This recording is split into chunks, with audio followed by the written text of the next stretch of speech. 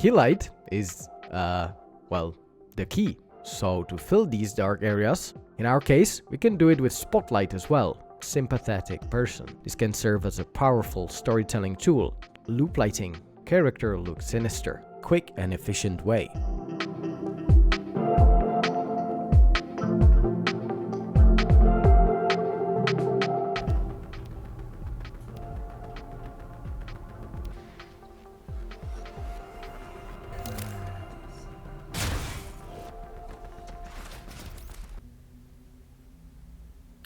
Well, shit. So, I've been recently taking the course Master Cinematic Storytelling in Blender on CG Boost, and I must say it's a really great course that I can highly recommend. You learn really cool things about the fundamentals of storytelling, like staging, lighting, camera position. Martin Kleckner did a really great job with this one. More about that later on in the video. But the more I learned, the more I realized how my workflow actually comes not from like the fundamentals and knowing all the stuff, but more from like a feeling. So most of the time when I position my camera and my lights, I just kind of guess and see what looks good for my eye, and then I go with it. But I never really truly learned those fundamentals.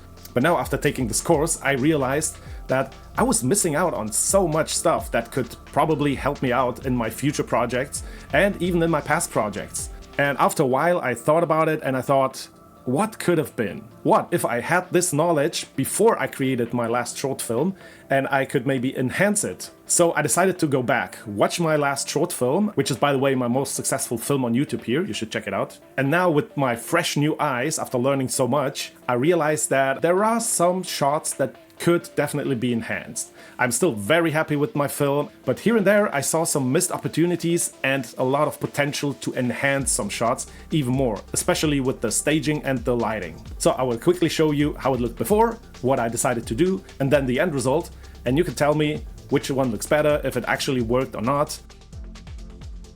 I'm specifically talking about these shots here. The beginning of my film, where we establish the character and maybe some background information about the world and the facility that we're currently in. This shot here, where for the first time we focus on one of the guards that will encounter our main character in a second. And this shot here with our main character, where we see him very close and in focus. And this one where we see both versions of the same character meeting for the first time, but also the second time.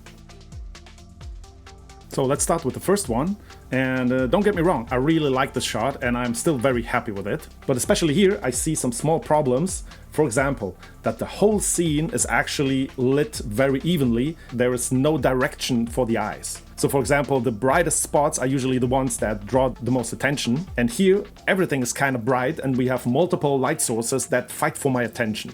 For example, these screens here, the character in the middle, but also here we have a lot of bright areas that also seem equally important. So my goal is now, with the help of lighting, to focus the attention of the viewer to some specific points where I want them to look.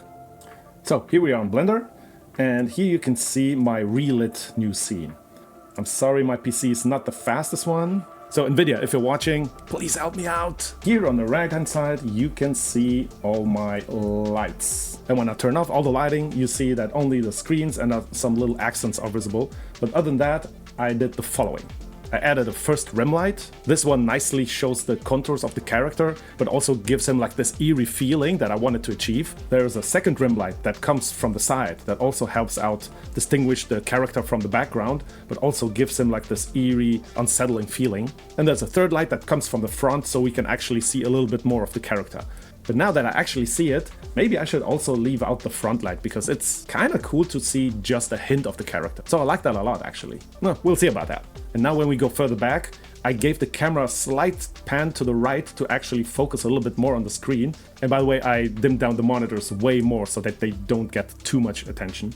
What I also changed is that I gave some subtle light to the background, but not too much, so that the contrast between the character and the background is still big enough to distinguish both from each other. And here you can also see that I actually pan a little bit to the left to focus on the monitors, to bring the attention to especially this one here, because there is actually one story element that is playing out. But to not keep the environment completely in darkness, I also added a few more lights to subtly highlight those railings here, which also function kind of like arrows pointing towards our character. So this is a nice framing that we also created. So as you can see, the character is now nicely in focus. The monitors are there, but they are not super in our face. So in the end, this composition helps me way more in focusing my storytelling on the most important things without distracting the viewer with other unimportant stuff in the scene. And to see the final results, I obviously needed to re-render those shots, but my PC unfortunately is not that powerful to handle like 4K super high sample renders. So that's why I'm super happy that RenderStreet joined this collaboration. They were so kind to provide their service and help me out rendering all these shots. And RenderStreet is a great rendering service that made it super easy for me to upload and set up all my renders. And what I really like about them is that they offer multiple plans for different use cases. For example, an hourly rate, so you only pay for what you render, which is super flexible, I think. And what I really like is that they also offer a subscription. So you don't have to worry about render times or maybe re-rendering if you realize there was a mistake in your render. So you can render how often you want without increasing costs, which is really cool. So thank you, RenderStreet, for joining this project.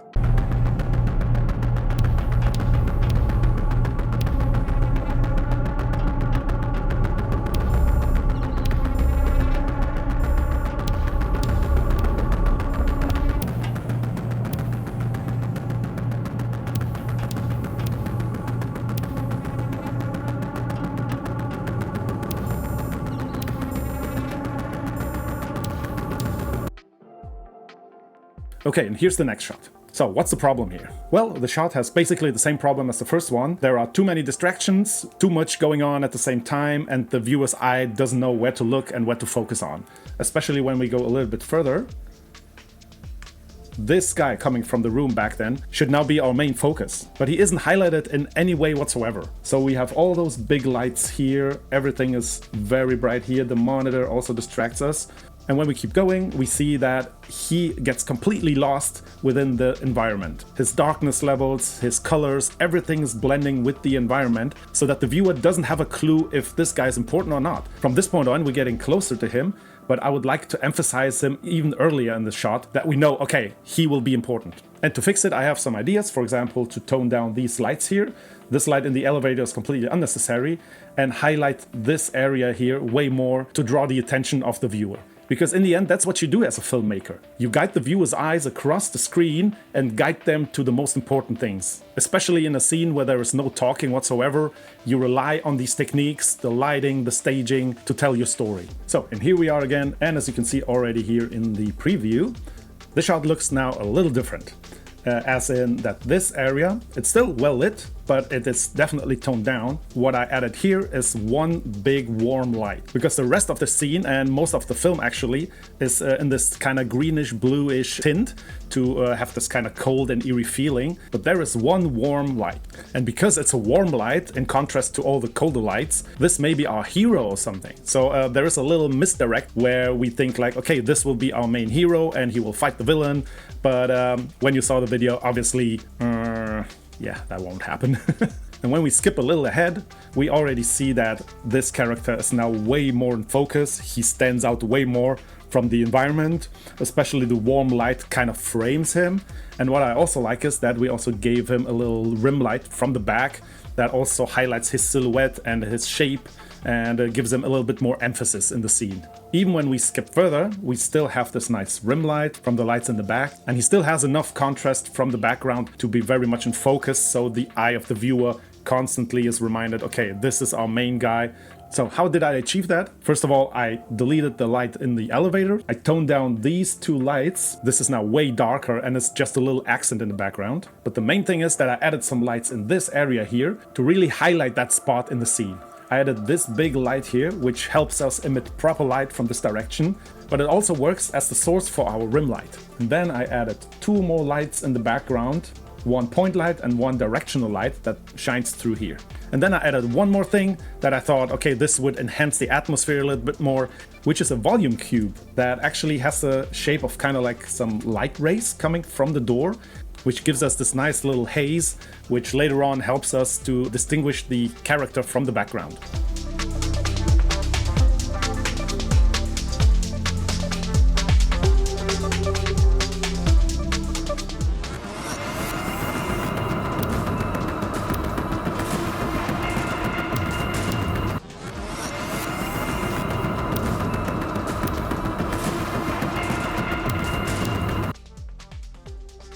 And the shot right after that is this one here.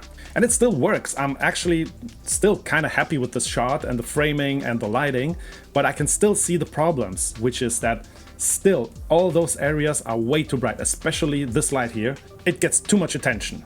Overall, I want the viewer to look in this direction. I also want him to see what is happening here and the interaction between both. But currently the background is again screaming for more attention that it actually deserves. So we're back in my blend file, and here you see the after. So what did I do? Well, first of all, you see that the background is now completely darkened. I eliminated all the lights in the tunnel, I removed all the lamps and everything, so to make it as dark as possible to have the contrast to our main characters in the front. And this whole light setup I achieved with 4 lights. So first of all, again, we add more rim lights to give those nice accents and to emphasize the shape of the character. Another light is coming from the bottom here to give us a little bit more rim light here, but also to highlight this area here, the arm of the enemy or the hero, depending on which side you are. In my films, by the way, I wanted to keep it completely vague who's good and who is bad. So in the end, it's your decision.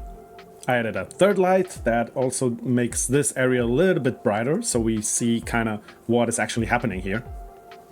And then we have the fourth and maybe most important light, which is this one from the bottom. We as humans are used to have light from the top, either from the sun or from our lamps on the ceilings. So that is our kind of default state at seeing everything being lit mostly from the top. So whenever we see something lit from the bottom, it automatically gives us this eerie feeling, so that whenever someone tells a horror story, they take their flashlight and put them underneath their head, so that your face is lit the opposite way that you're actually used to seeing faces. And that makes it very unsettling and very eerie, and that's what I did with this light here.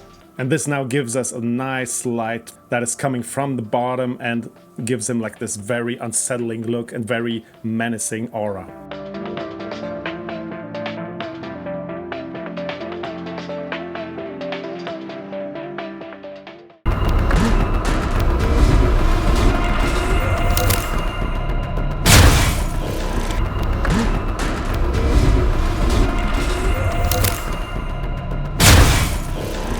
And by the way, this video is created in collaboration with CG Boost and their awesome cinematic storytelling course for Blender. And I can highly recommend this course. Martin Kleckner, who you might know from his Heroes of Bronze short film, is a great storyteller and a great teacher when it comes to this course. This isn't just a technical Blender course, it's a deep dive into the art of filmmaking. You'll learn the fundamentals of visual storytelling, from crafting powerful compositions and understanding color theory, to mastering cinematic lighting and designing dynamic camera movements. It teaches you to direct your audience's eyes and emotions. If you dream of creating animated shorts, game cinematics, and just want to tell more impactful stories with your 3D art, then this course on CG Boost is an absolute game changer. Seriously, check it out. Your future projects will thank you. And you probably guessed it, especially the chapter about lighting was the most interesting for me, because that's the discipline that I still lack the most and I definitely wanted to get better, and Martin did an excellent job explaining to me how light works in terms of storytelling. So overall, when you're done with this course, I'm sure you'll be able to create your own really cinematic sequences or short films. So if you'd like to take this course, then please use the link in the description below this video. With that, you'll get a little bonus, which I will tell you more about at the end of this video. And now we get to the fourth shot, which is this one. So, what is the problem? Well, it's similar to the last one, where the background is just way too bright. It gets all the attention, but we need to focus on these two guys and their interaction. But currently, this area here kind of gets the most attention, and it suggests that there is something important about the background, that maybe something will happen in the background, but no, nothing will happen. So again, we need to change the priorities in this shot so that our focus and the eye is drawn completely to those characters and the background is very secondary. And here we are again in my blend file, and here you can see the end result of my adjustments. So what did I do? So first of all, in the background there was a big bright light, and because of the volume that is in the background, it got scattered all over the place and it brightened up the background, so that's what you saw beforehand. So I deleted this completely to make the background more passive and more uninteresting, but I also rearranged some lights, as you can maybe see here. So without any lights, this is what the shot looks like. The background is very subtle, it's very uninteresting, so that's already a good thing. What I did was, first of all, add some two lights above the characters, to suggest some kind of ceiling light. Then I added some fill light to give the characters a little bit more brightness. I added an extra little yellow light in the background to have an effect on the character on the right side, to have both kind of have a little interaction. And then I added, as usual, some rim lights behind the characters and gives us this nice contrast from the darkness of the background to the very bright areas of the shine of the armor. And now again you can see here the end result and the comparison between the before and the after.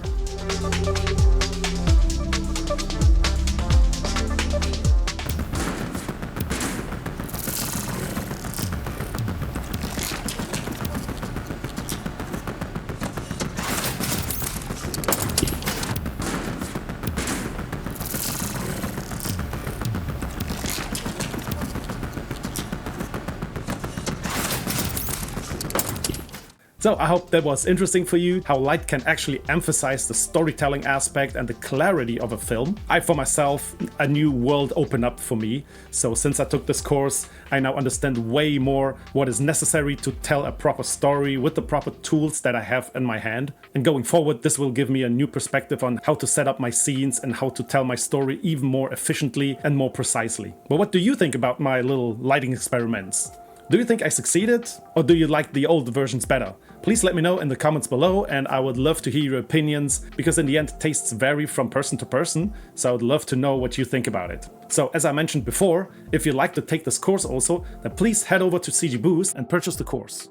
And with my very personal and special discount, the first 100 people get 20% off.